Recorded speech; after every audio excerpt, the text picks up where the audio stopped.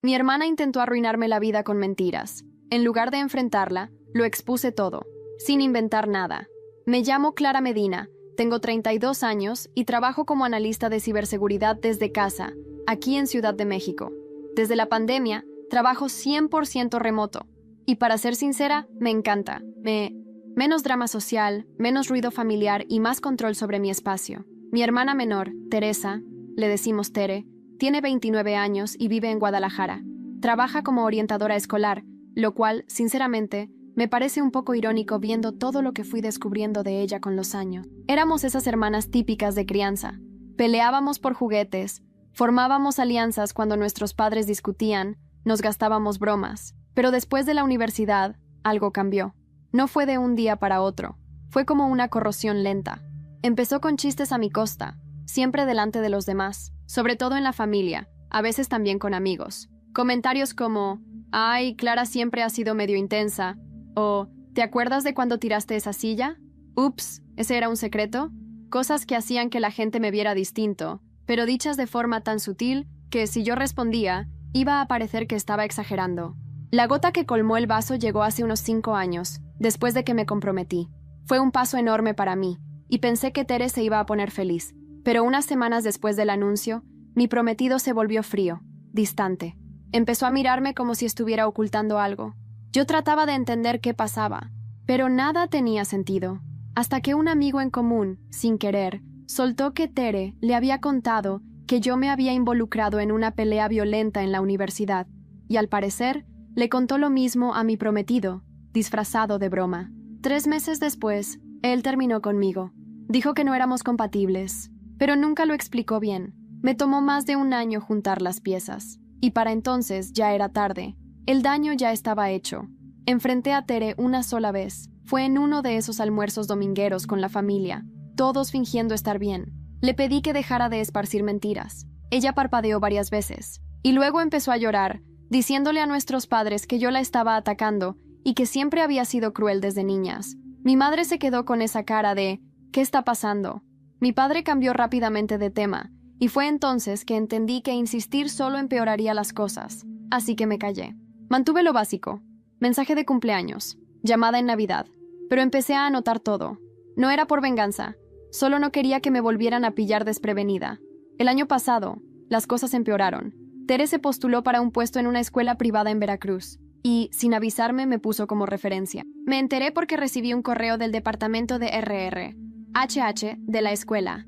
No respondí de entrada, ni sabía qué decir, pero antes de pensar en una respuesta, un amigo de la familia me llamó preguntando, «Oye, ¿por qué dijiste que Tere es inestable?». Me quedé en blanco. Yo no me había comunicado con nadie sobre ella, y mucho menos decir algo así. Pero, al parecer, ella ya andaba diciendo por ahí que yo estaba inventando historias sobre su salud mental y tratando de sabotear su búsqueda de trabajo. Decía que yo le dije a la escuela que ella era paranoica, inestable, que incluso había sido investigada por el consejo tutelar. Todo mentira. Fue ahí cuando empecé a investigar. Revisé el correo que Tere usó para comunicarse con la escuela.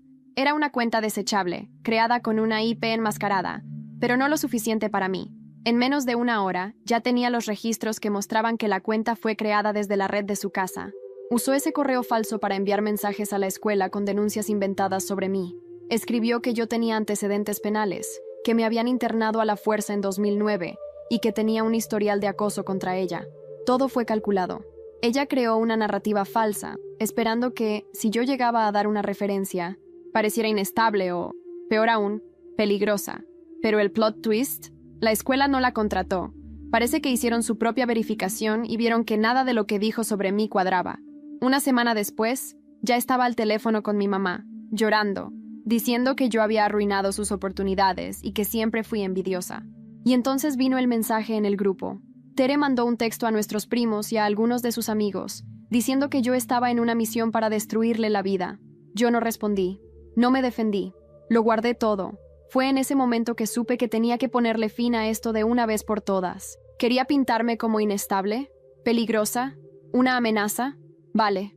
Entonces yo iba a asegurarme de que cualquier institución que investigara su pasado recibiera una imagen mucho más clara de quién era la verdadera amenaza. No la iba a incriminar. No iba a inventar nada. No hacía falta. Todo lo que tenía que hacer era recopilar la verdad que ella pasó años tratando de ocultar. Cada mentira que escribió, cada manipulación que difundió, recogidas, catalogadas, documentadas. Si Tere quería convertir mi vida en una advertencia, yo iba a asegurarme de que la suya se volviera un estudio de caso sobre la autodestrucción. Esto no era venganza, era terminar lo que ella empezó. Empecé con hechos, no con ficción, y todo comenzó con un solo archivo. Un archivo que garantizaría que cualquier verificación de antecedentes que ella pasara generara más preguntas de las que podría responder con mentiras. Después de que la escuela privada rechazó su candidatura, presenté una solicitud de acceso a datos basada en la ley de transparencia. Cité mi nombre completo y los artículos específicos de la legislación estatal que aplican a instituciones privadas que reciben fondos públicos. 2 semanas después, respondieron. Alguien había enviado un correo haciéndose pasar por mí, adjuntando documentos judiciales falsificados que alegaban que yo estuve involucrada en un caso de acoso. El correo también decía que tenía un historial documentado de internaciones psiquiátricas y alertaba a la escuela de que podía intentar manipular el proceso de selección por envidia familiar. Me desperté en mi pequeña oficina en casa, en Madrid, con esa sensación incómoda justo antes de saber que algo iba a cambiar. La luz de la mañana entraba por la ventana y veía mi reflejo en el monitor. Clara Medina, 33 años, analista de ciberseguridad. Desde que me mudé a la capital española y trabajé a tiempo completo desde mi piso, había logrado una tranquilidad que apreciaba cada día. Sin embargo, esa calma estaba a punto de romperse. Había pasado semanas compilando pruebas contra mi hermana, Teresa, le digo Tere en mi cabeza, y a mis 3 gatos, una hermana manipuladora, llena de historias sutiles que me pintaban como desequilibrada. Había conservado mensajes, correos enviados desde cuentas anónimas, capturas de pantalla y hasta testimonios de gente a la que, sospechaba, ella había manipulado. Era como un rompecabezas, piezas sin forma clara, hasta hoy. Me enfrentaba a un dilema, seguir en silencio o atacar con todo. Encendí el ordenador y repasé el dossier Tere 1.0. Ahí estaban, en un documento cifrado con mi misma clave, porque soy paranoica, y con razón. Correos falsos para colegios y universidades, audios editados, mensajes incriminatorios. Tenía un archivo llamado Pruebas Oficiales, que contenía el registro de una IP vinculada a su casa en Sevilla, usando un correo desechable. El corazón me dio un vuelco. Tal vez ya no era paranoia. Mientras organizaba los archivos, recordé cuando éramos niñas en Sevilla y solíamos pelear por el último trozo de tortilla que nos dejaban nuestras abuelas en las visitas dominicales. Tere lo arrancaba todo con una mirada provocadora. «¿Pasas hambre?» «Clara», y la abuela reía. No era solo la tortilla. Era ese golpe a mi autoestima, una puñalada disfrazada de broma. De pronto, mi móvil vibró. Era un mensaje de Alberto, un amigo de la universidad. «Clara, ¿cómo estás? Oye, que más nombres omitidos se ponen raros contigo en las quedadas. ¿Te marcó por algo?» Me sobresalté. Hice ping a todos los chats. Nada oficial, pero el mensaje sonó como una alarma. Cerré los ojos un segundo. «Sí, Tere está en ello». Respondí rápido pero frío. «Ok, gracias. Hablamos luego». Colgué. Me quedé mirando el techo. Ya no era solo mi plan. Ahora había vidas ajenas en juego. Bajé al salón. Mis gatos se acercaron por costumbre. Los acaricié. Necesitaba un momento de silencio. Cerré los ojos y respiré. Esto se va a desatar. Volví al escritorio y recordé la carta que mi madre me mandó aquella mañana sin saber del dossier. Ella había escrito: «Hija, me preocupa que estés demasiado retraída. ¿Todo bien? Te quiero». Sentí culpa y alivio. No quería involucrarla directamente, pero la necesitaba lejos de líos. Cerré todo. Respiré hondo y miré la carpeta más importante. Evidencia final. Versión legal. Todo estaba listo. Tenía un plan. Dar fragmentos a personas fiables, uno por uno, mientras yo controlaba el ritmo. No era un derrumbe. Era una caída en cámara lenta, para que todo se notara y causara efecto. De pronto, el timbre. Mi corazón se sobresaltó. ¿Quién a estas horas? Bajé, con la mezcla de ansiedad y curiosidad intacta. La puerta se abrió con mi mano temblando, y el cartero me entregó un sobre grande, sin remitente. Lo arranqué. Dentro, una foto mía, de hace 5 años, junto a mis 2 mejores amigas, en un bar frente al Retiro. Me temblaron las manos. No había mensaje. Al volver al estudio, la foto cayó al suelo. La recogí.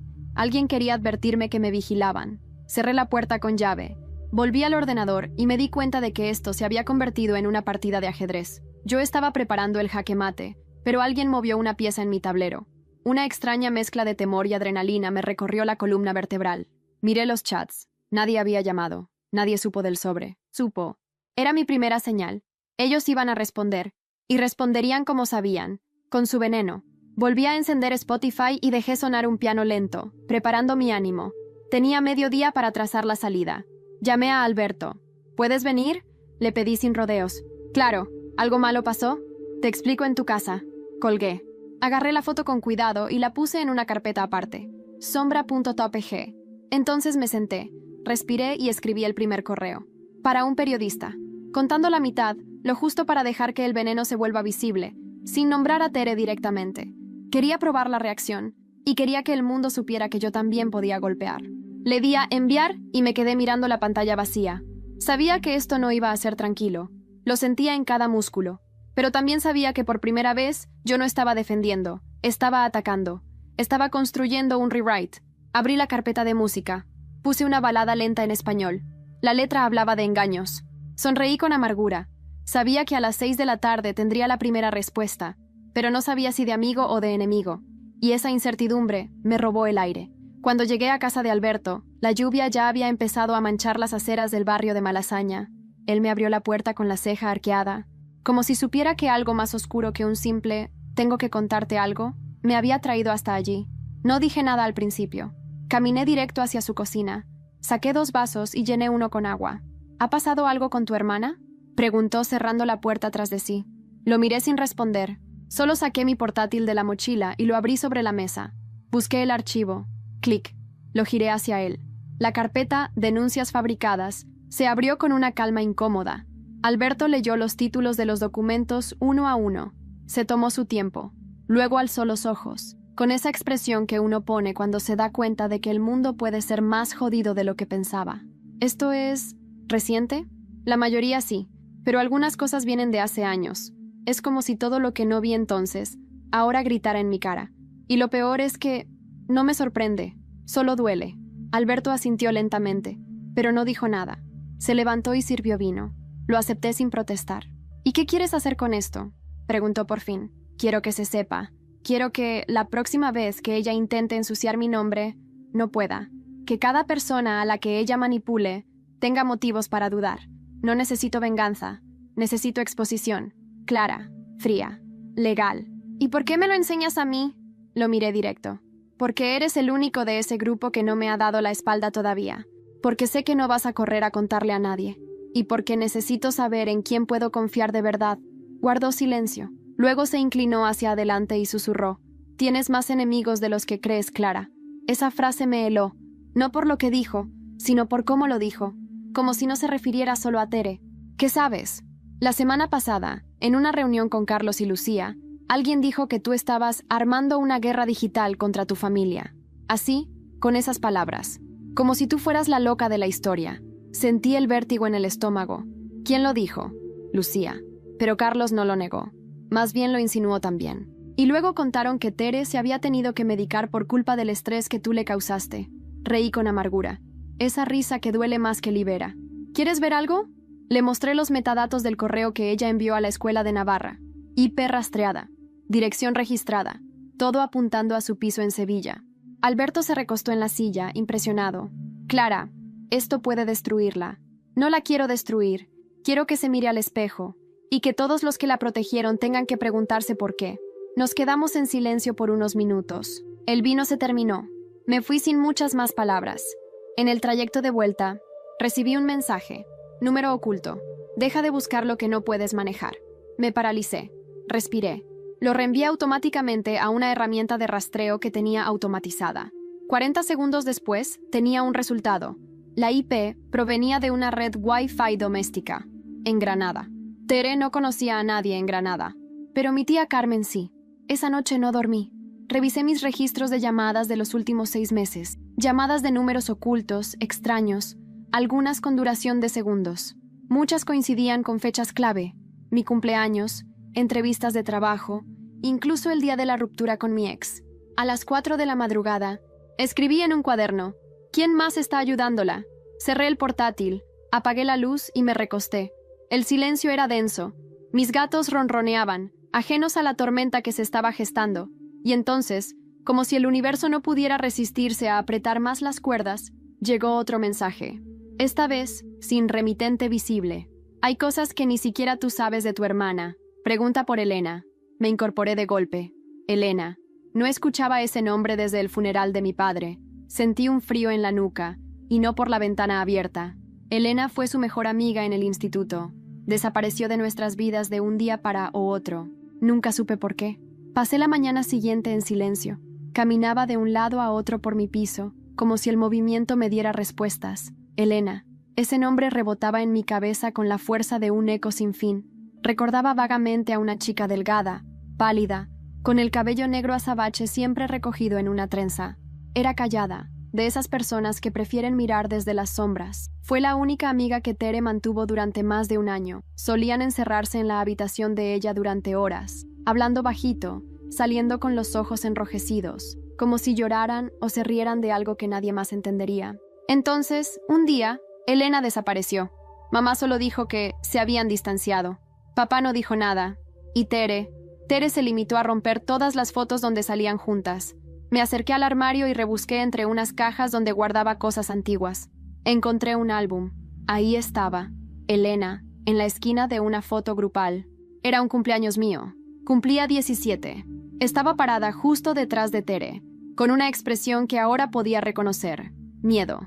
Miedo camuflado con una sonrisa tímida. Saqué mi móvil y escaneé la foto. Usé una herramienta de reconocimiento facial que desarrollé con unos colegas hace años, solo por diversión. Nunca pensé que la usaría para esto. En cuestión de minutos me mostró posibles coincidencias. Una era demasiado precisa para ignorarla. Elena L.S., actualmente residente en Zaragoza, psicóloga, especializada en víctimas de abuso emocional y manipulación narcisista. Me quedé paralizada. ¿Coincidencia? Lo dudaba. Decidí escribirle. Usé un correo nuevo, sin mi nombre. Solo escribí: sé quién eres. No quiero hacerte daño, pero necesito entender por qué desapareciste. Es sobre Tere. Es importante. La respuesta llegó 3 horas después. Pensé que este día llegaría. Clara, ¿podemos hablar por videollamada? Hay cosas que debes saber. No lo pensé 2 veces. Acepté. A las 7 de la tarde, la videollamada se conectó. La cara de Elena apareció en la pantalla. Los años habían pasado, pero sus ojos seguían teniendo ese brillo nervioso. Me miró en silencio unos segundos. Estás igual, aunque ahora pareces más fuerte, dijo, con un susurro. He tenido que serlo, respondí. ¿Qué pasó contigo y Tere? Elena respiró hondo. Luego, sin rodeos, soltó. Tere me destruyó, Clara. Me manipuló. Me hizo alejarme de mi familia. Me llenó la cabeza de ideas. Decía que solo ella me entendía, que nadie más me quería. Cuando intenté alejarme, me amenazó. Me dijo que iba a contar cosas íntimas mías, incluso falsedades. Y lo hizo. Me arruinó. Me obligaron a cambiar de instituto. Mis padres pensaban que yo era la culpable. ¿Por qué nunca dijiste nada? Porque ella tenía poder sobre mí. Y yo era una cría. Años después, cuando comencé a estudiar psicología, entendí que había sido víctima de abuso emocional. Por eso me especialicé, para que nadie más pasara por lo que yo pasé. Pero tú eras su obsesión, Clara. ¿Obsesión? Tú eras todo lo que ella quería ser. Inteligente, respetada, independiente. Y al mismo tiempo, eras la única que podía destruirla, porque te conocía de verdad. Por eso intentó borrarte, Clara. Poco a poco, con rumores, con chistes, con historias distorsionadas. Sentí un nudo en el estómago. Elena no tenía motivos para mentirme, y todo encajaba. ¿Puedo contar contigo?, le pregunté. Estoy preparando algo. Nada ilegal, pero quiero que la verdad salga a la luz. Elena dudó. Luego asintió. Te enviaré todo lo que tengo. Cartas, mensajes. Hay algo más. Ella me escribió hace un año. Me pidió que hablara mal de ti en un foro anónimo. Me negué. Desde entonces, me ha vuelto a seguir. ¿Seguir? ¿Cómo? Recibo notas. Mensajes sin firmar. Me siento observada. Por eso me mudé 3 veces. Se me secó la boca. Elena, ¿tú conoces a una tal Carmen? Mi tía. Elena parpadeó. Luego dijo algo que me paralizó. ¿Carmen? ¿La madre de Tere? ¿Qué? No. Carmen es mi tía, hermana de mi padre. Elena negó lentamente. No, Clara. Carmen no es tu tía. Es la madre biológica de Tere. Sentí que el mundo se rompía bajo mis pies. ¿Qué estás diciendo? Es una historia vieja. Tu madre lo supo siempre. Pero Tere nació de una relación secreta de tu padre con Carmen. Ella fue adoptada por tus padres para evitar el escándalo. Tú eres su hermana. pero solo de padre. Me quedé en silencio. No sabía si llorar, gritar o colgar la llamada. ¿Por qué nunca me dijeron?, susurré. Porque no les convenía, porque tú eras la hija correcta, y ella, la mancha que nadie quería recordar. La llamada se cortó por inestabilidad. Me quedé sola con mis pensamientos, con la cabeza girando como una rueda sin freno. Entonces sonó el móvil. Era un número desconocido. Contesté, con la voz quebrada. ¿Clara Medina? Sí. Le hablamos de la Policía Nacional. Necesitamos que venga a declarar. Su nombre ha aparecido en una denuncia anónima por acoso cibernético y difamación agravada. Cuando colgué el teléfono, sentí que el mundo se comprimía. Era como si el aire se volviera denso, eléctrico, pegajoso. Tenía que presentarme en la comisaría de Chamartín a primera hora del día siguiente. Para una declaración preliminar, me dijeron. Nada más. No dormí. No podía. No con la voz de Elena aún repitiéndose en mi cabeza. Carmen no es tu tía. Es la madre de Tere. Me pasé la madrugada revisando cada recuerdo, cada conversación, cada gesto de mis padres que, en retrospectiva, sonaba falso. Cómo mi madre desviaba la mirada cuando Tere tenía una rabieta adolescente. Cómo mi padre nunca la regañaba demasiado. Cómo Carmen siempre estaba demasiado cerca de nuestra casa, pero nunca en las fotos oficiales. Y de repente, todo encajó como una bomba silenciosa. Tere no era solo mi hermana. Era una sombra de una historia familiar que me habían ocultado toda la vida. Me presenté en la comisaría a las 9 en punto, con el cabello recogido y los papeles del dossier impresos en una carpeta negra. Intentaba proyectar serenidad, pero mis manos sudaban. Me hicieron pasar a una sala pequeña, sin ventanas. Un agente, joven, de cara amable, me ofreció agua. «Clara Medina, ¿correcto?», preguntó, consultando unos papeles. «Sí. ¿Puedo saber de qué se trata esta denuncia?». «Claro. Usted ha sido mencionada en una denuncia anónima por acoso digital, manipulación de datos personales y difamación. La persona denunciante afirma que ha recibido amenazas, seguimientos virtuales y que teme por su seguridad. La descripción coincide con la de su hermana, Teresa. Sentí que todo mi cuerpo se tensaba. ¿Y se han molestado en verificar la procedencia de esa denuncia? Porque le aseguro que es ella la que ha cometido todos esos actos contra mí. Tengo pruebas». Le mostré la carpeta. Al principio, el agente parecía escéptico. Luego comenzó a leer. A los 15 minutos me miró distinto. «Esto no es lo que esperábamos, porque ustedes esperaban a una lunática vengativa. Pero lo que tienen es una mujer harta de ser difamada y silenciada. Quiero poner una contradenuncia, formal. Y además, tengo algo más que contar». El agente me miró con atención. «Hace menos de 24 horas, descubrí que Teresa no es mi hermana de sangre. Al menos no completamente. Me acaban de revelar que es hija de Carmen, mi supuesta tía, y que mis padres lo ocultaron. Creo que todo este enredo tiene raíces más profundas de lo que imaginan, y no descarto que alguien más esté ayudándola». Le mostré los mensajes anónimos, los informes de IP. El agente tomó nota de todo.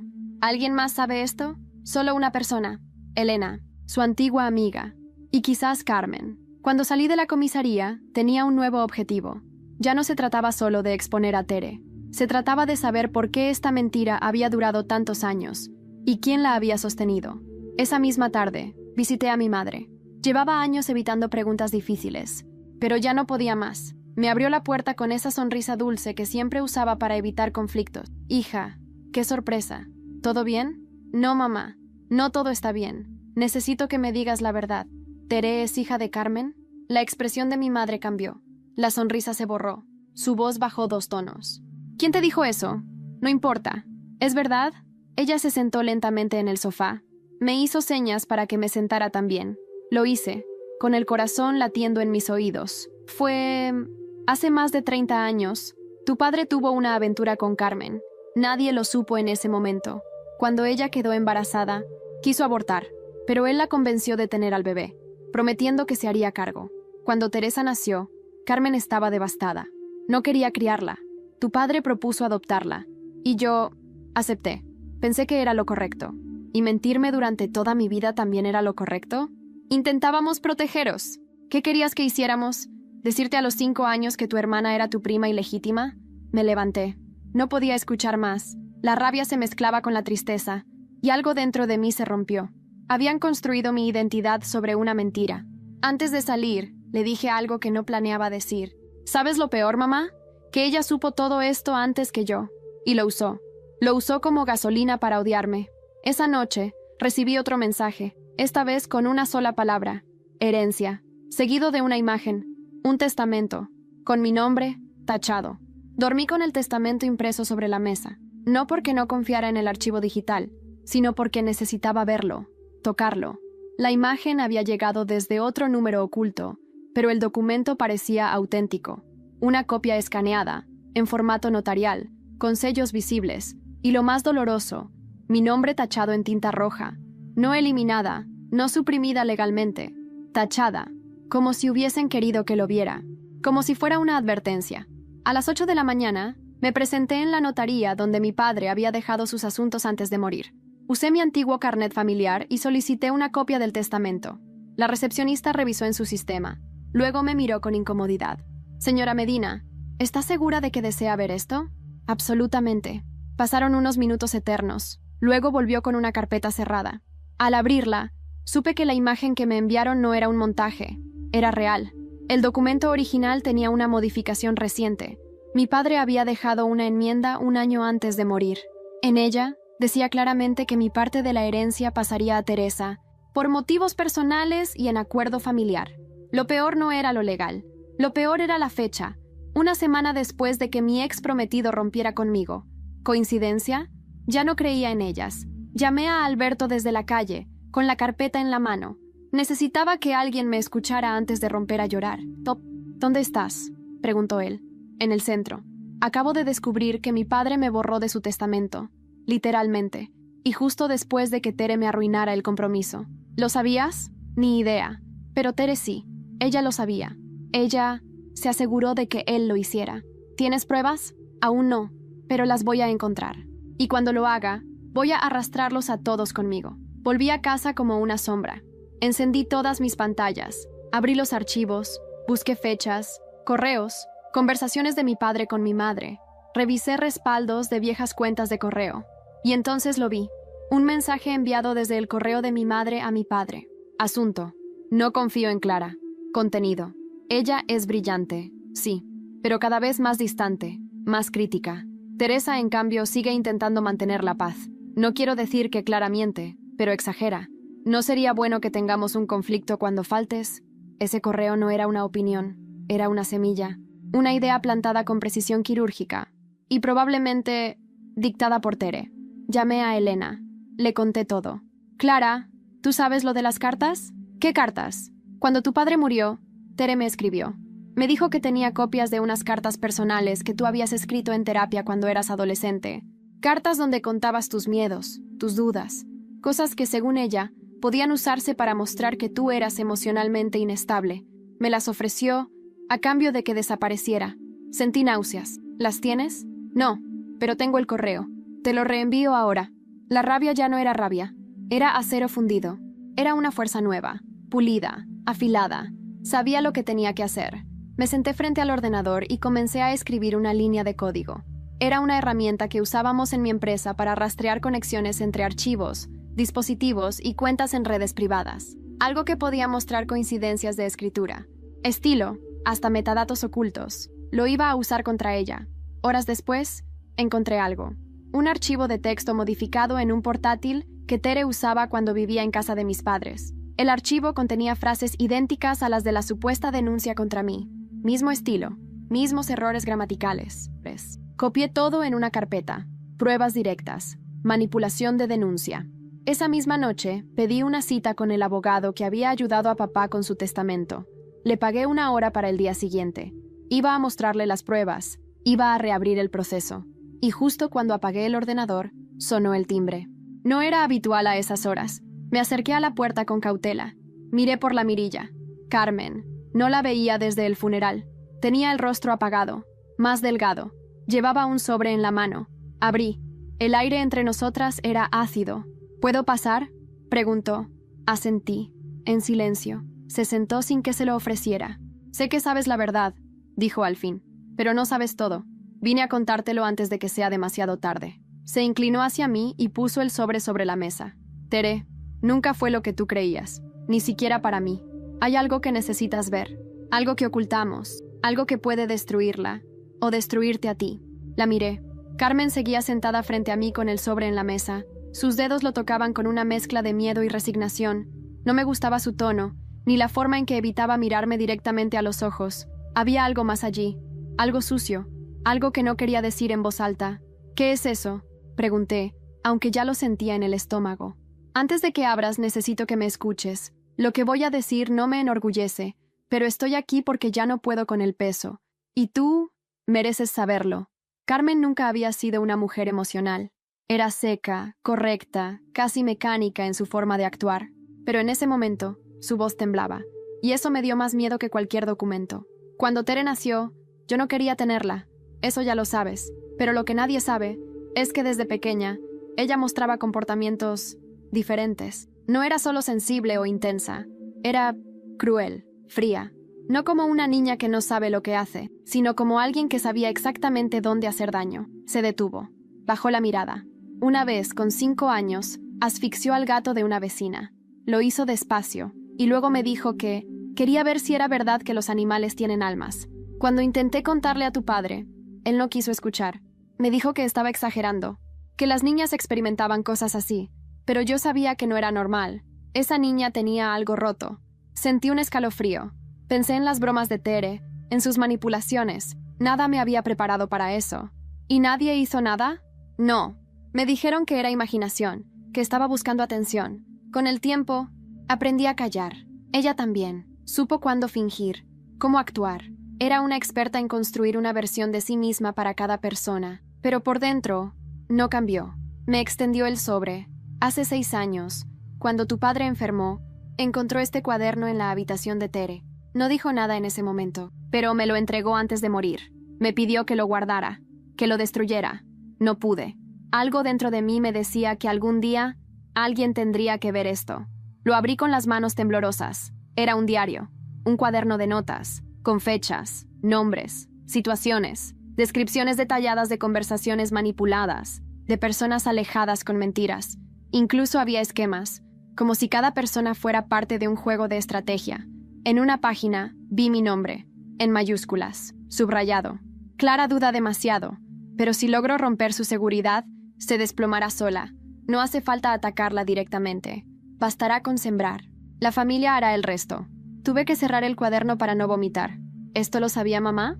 No, nunca se lo mostramos. Ella siempre protegió a Teresa, como si fuera su forma de demostrar que podía ser madre de ambas. Pero tu padre, él cambió después de esto. Se volvió distante contigo, Clara, porque sentía culpa, y la culpa lo consumió. Me levanté sin decir nada. Caminé hacia la ventana. Las luces de Madrid se esparcían en la noche como brasas encendidas. Mi reflejo en el cristal era una mezcla de rabia y dolor.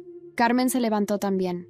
No vine a disculparme. No hay perdón para lo que hicimos. Solo, ten cuidado. Si ella siente que estás cerca de descubrir todo, no va a detenerse. No lo hizo antes. No lo hará ahora. Antes, Elena no se alejó por miedo. Se alejó porque Tere la chantajeó con algo que ninguna de ustedes entendía.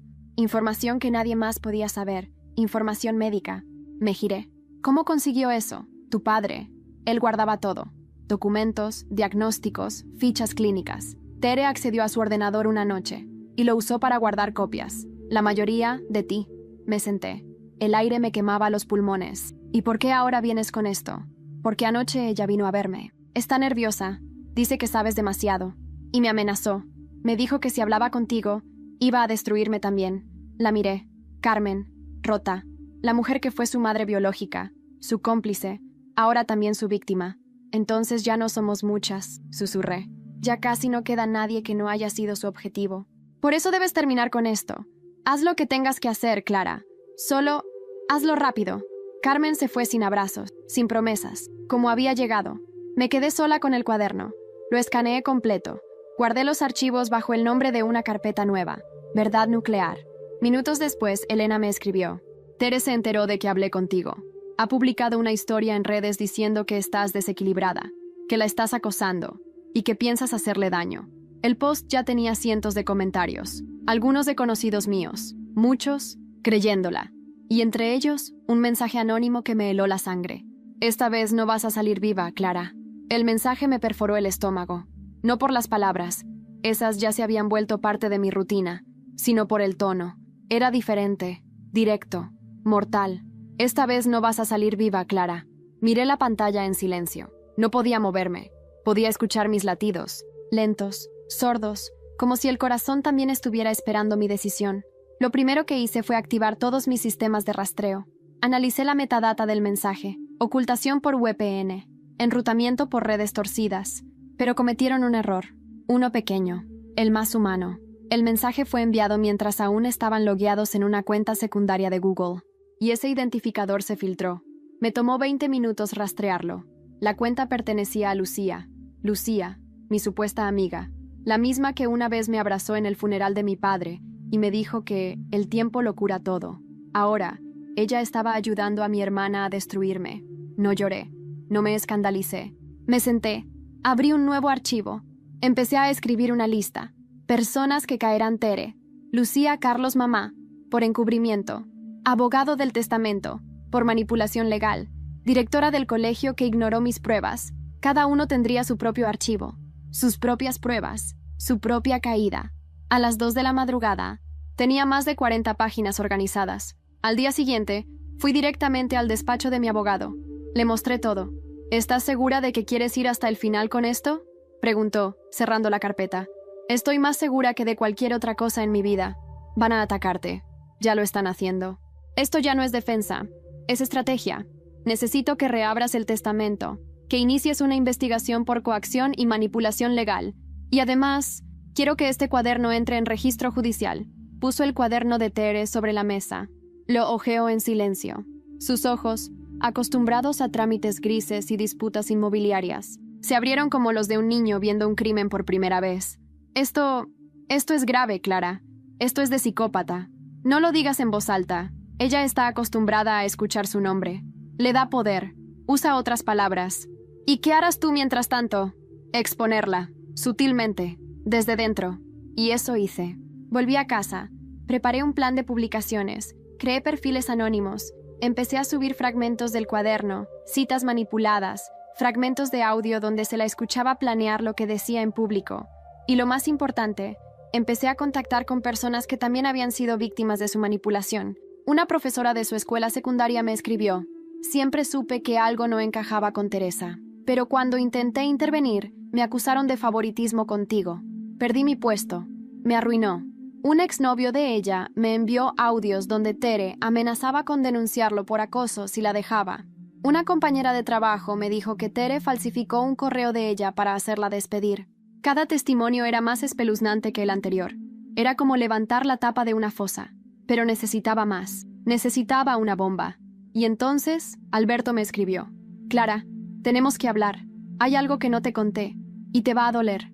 Me encontré con él en un café discreto, en el centro de Madrid. Llevaba gafas oscuras, como si tuviera miedo de ser reconocido. Se sentó frente a mí sin rodeos. Yo también estuve del lado de Tere. Al principio, no reaccioné, solo lo miré. Ella me convenció de que tú estabas perdiendo el control, de que necesitabas ayuda. Me pidió que te observara, que la alertara si veía señales de que ibas a hacer algo peligroso. ¿Y lo hiciste? Sí, durante meses. Le pasaba información, conversaciones, pero nunca vi nada extraño en ti. Entonces, empecé a desconfiar de ella, y cuando me di cuenta de todo lo que había hecho, fue demasiado tarde. Ya estaba metido hasta el cuello. ¿Y por qué me lo cuentas ahora? Porque sé que vas a ganar. Y porque tengo algo que puede ayudarte. Me extendió una memoria USB. Es una grabación de una llamada entre Tere y Carlos. Planeaban filtrar tu historial médico a la prensa. Querían que perdieras tu trabajo. Está todo ahí. Tomé la memoria. La guardé sin decir palabra. Antes de irme, lo miré a los ojos. ¿Sabes qué es lo peor, Alberto? ¿Qué? Que todo esto ya ni siquiera me duele, y eso significa que me estoy volviendo como ella. Esa noche, publiqué el primer audio en uno de los perfiles falsos. En menos de 12 horas, era tendencia en Twitter. Hashtags, comentarios, especulaciones. Nadie sabía que era ella, pero muchos empezaban a sospechar. Y luego, recibí un correo de la escuela donde Tere trabajaba. Estimada Clara Medina, nos gustaría solicitarle una entrevista privada. Hemos recibido ciertas denuncias que podrían estar relacionadas con usted. Por favor, contáctenos cuanto antes. La escuela, el mismo lugar donde ella había intentado hundirme años atrás. Ahora, me estaban buscando a mí. Me senté frente al ordenador con el corazón latiendo lento, como si el tiempo se arrastrara detrás de mí. El correo de la escuela privada, la misma donde Tere había intentado eliminarme del mapa profesional, estaba allí, claro, formal e irónico. Entrevista privada. Era como si el universo me estuviera devolviendo exactamente lo que me había arrebatado, pero en cámara lenta, con eco. Contesté el correo con precisión quirúrgica, como si fuera uno de mis antiguos informes técnicos. Estimados, estoy disponible para una reunión virtual o presencial. Tengo material que podría serles útil para entender el contexto completo. Firmé con mi nombre completo.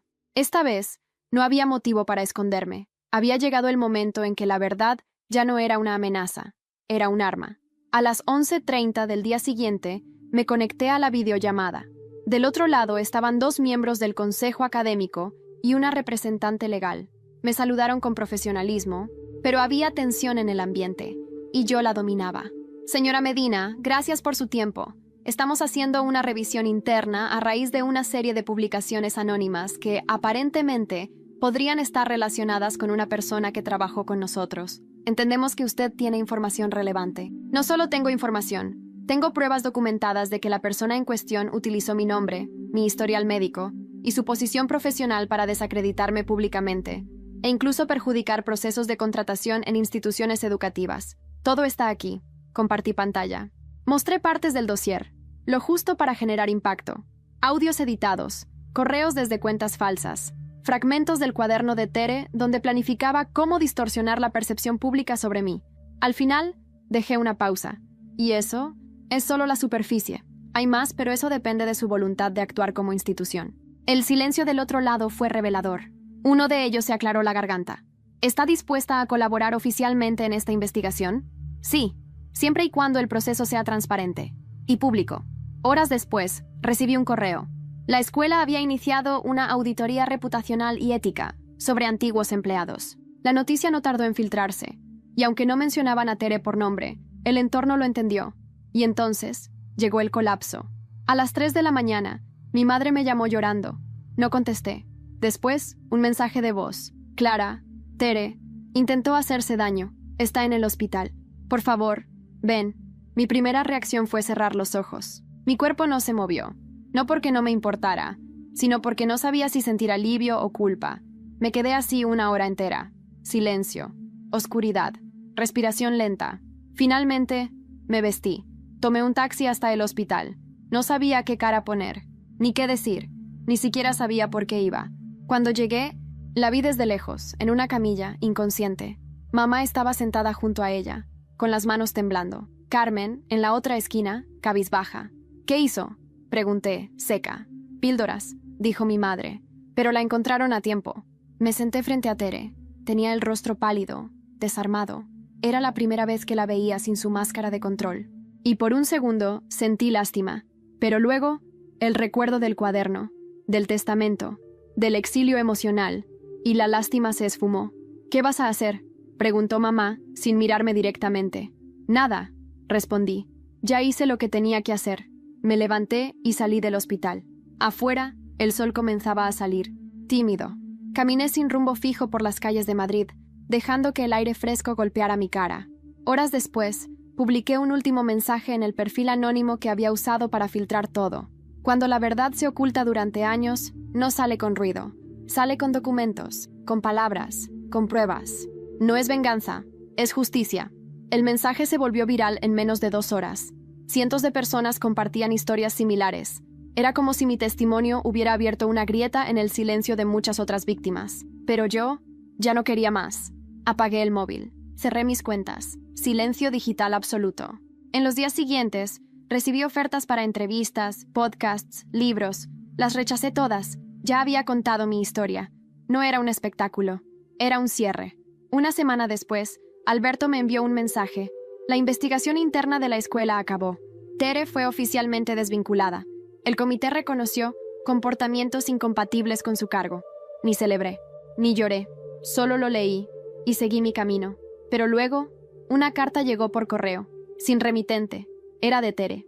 3 páginas escritas a mano, pidiendo perdón, pero no por lo que hizo, sino por lo que ella decía que le obligaron a hacer. No nací así, Clara. Me convirtieron, en esta casa, en esta familia, en esta sombra. Quemé la carta sin leer el resto. La verdad ya había salido. Y yo ya no era su sombra. Pasaron días sin hablar con nadie, sin escribir, sin mirar atrás. Me refugié en la rutina. Café por la mañana, paseos con los auriculares puestos, música instrumental que no decía nada, pero lo decía todo.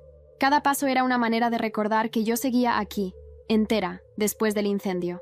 Había eliminado mis redes sociales, cerrado las carpetas de pruebas y guardado en un pendrive, encriptado, todo el material. Lo escondí en una caja de seguridad, no por miedo sino por precaución. A veces lo que ya no nos destruye, aún puede servirle a otro. Un mes después del hospital, mi madre me escribió. No me llamó, me mandó una carta, escrita a mano. Querida Clara, no sé si merezco que leas esto, pero he estado en silencio demasiado tiempo. Lo sé todo, lo supe siempre. Sabía de Carmen, de tu padre, de Teresa, de las mentiras. Y decidí no hacer nada, porque me dio miedo perder la imagen de familia que había construido. No me di cuenta de que, por protegerla a ella, te perdía a ti. Si algún día quieres hablar, aquí estaré. Te quiero. Mamá. No respondí, porque no sabía si el perdón era un derecho que aún podía conceder, o si ya lo había soltado todo. Volví a trabajar. Mis jefes, lejos de dudar de mí, me ofrecieron un ascenso. Querían que liderara un proyecto internacional sobre seguridad y privacidad digital en entornos educativos. Sonreí. Había algo poético en eso. Acepté. Días después, recibí un correo inesperado. Venía de una fundación en Barcelona. Lo siento.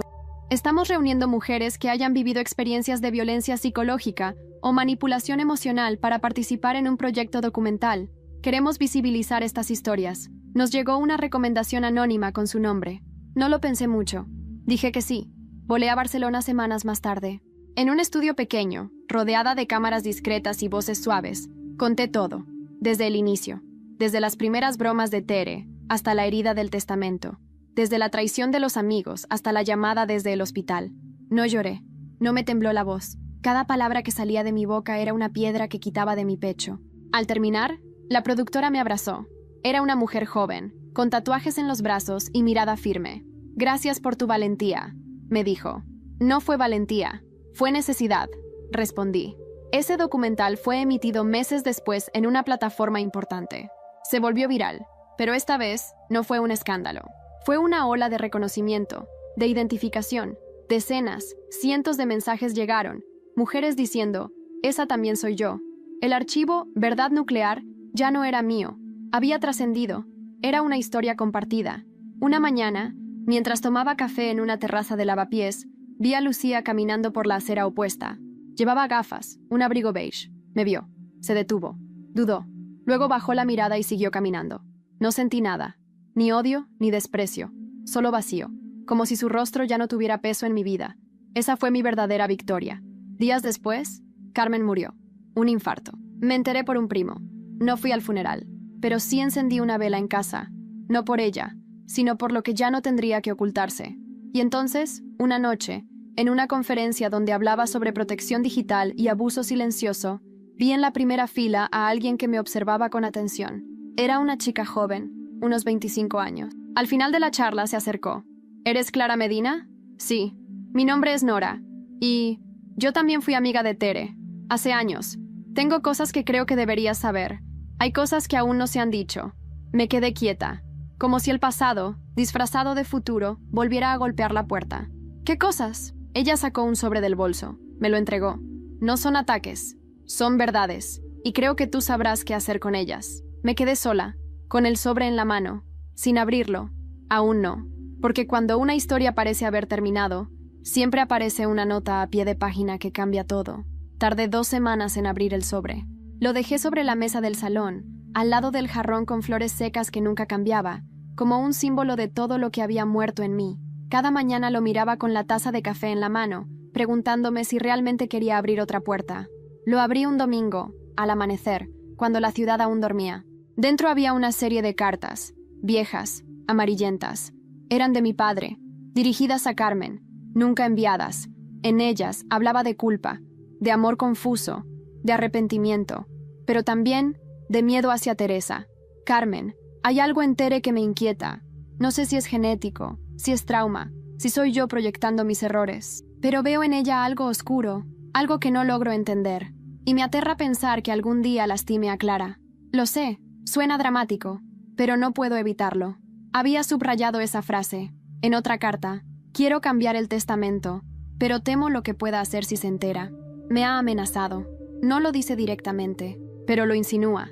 Tiene el poder de destruirlo todo, Carmen. Y tú lo sabes. Me quedé 1 hora mirando las cartas, como si cada línea tuviera que ser absorbida por mi piel. No lloré. Ya no. Guardé todo en la caja fuerte con el resto del archivo. Un mes después, el documental en el que participé recibió un premio europeo por visibilización del abuso psicológico en entornos familiares. Fui invitada a dar un discurso. No hablé de Tere. No mencioné su nombre. Hablé del silencio, de cómo a veces el verdadero daño no viene del grito, sino del susurro constante que te hace dudar de ti misma. Terminé el discurso con una frase que escribí semanas antes. No busqué justicia para vengarme. La busqué para no convertirme en ella. Los aplausos me sonaron lejanos. Me sentía en paz. ¿Y qué fue de cada uno? Teresa. Vive en Valencia. Cambió de nombre. No volvió a trabajar en educación. No está presa. Nadie la condenó legalmente. Pero está aislada. Vive en una especie de autoexilio. De vez en cuando, me escribe correos que nunca leo. Los guardo, sin abrirlos. Quizás un día sirvan para otro capítulo. Mi madre se mudó a un pueblo costero. A veces me llama, a veces contesto. Nuestra relación es frágil, como vidrio soplado. Pero hay algo parecido al perdón creciendo entre nosotras. Pequeño, real. Carmen murió como vivió, silenciosa, culpable. Nadie asistió a su entierro, salvo un primo lejano y un sacerdote, pero sé que, en el fondo, me dejó el cuaderno como su forma final de decir, lo siento. Lucía perdió su trabajo después de que se revelara su participación en la filtración de datos. Intentó negar todo. Luego se mudó a otro país. No volví a verla. Carlos enfrentó una denuncia por colaborar en la difamación. Llegamos a un acuerdo legal. Me pidió perdón. No lo acepté, pero tampoco lo denuncié más allá. Me bastó con que el resto supiera quién era realmente. Elena se volvió mi aliada más inesperada. Publicó un libro sobre manipulación emocional. Me dedicó una página. Nos vemos a veces. Hablamos de lo que fuimos, de lo que aprendimos. Es la única persona que realmente me entiende, porque también sobrevivió a Tere. Alberto sigue en Madrid. Somos cordiales, no amigos. Lo respeto por haber dado un paso al frente, pero la traición deja cicatrices que ni el tiempo sana del todo. ¿Y yo? Yo soy Clara Medina, la mujer que todos llamaron intensa, exagerada, paranoica. Hoy, doy charlas sobre privacidad emocional, imparto talleres de ciberseguridad para mujeres y acompaño a personas que, como yo, sintieron alguna vez que el mundo se les caía encima por decir la verdad. Mi historia no terminó con un aplauso, ni con una reconciliación. Terminó con un suspiro, y empezó, conmigo escribiendo la última línea en un cuaderno nuevo, en blanco. No nací para vengarme, nací para resistir, y eso, en este mundo, ya es un acto radical. Cerré el cuaderno, me levanté, abrí la ventana. Madrid seguía ahí, pero yo ya no era la misma.